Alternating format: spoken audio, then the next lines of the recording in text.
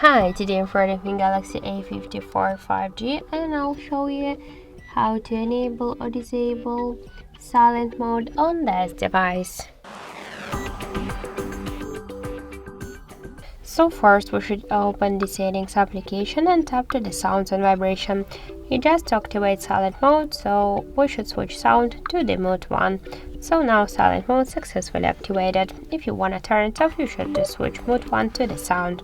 Also, we'll see here the volume panels, and just to by mute ringtone volume, we just also activated the sound silent mode. So let's go back vibration on the silent one.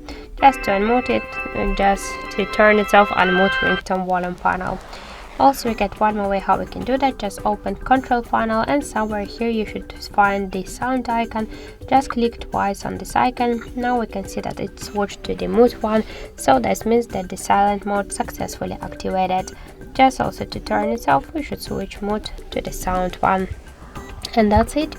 So thank you for watching, and if you find this video helpful, don't forget to leave a like, comment and to subscribe our channel.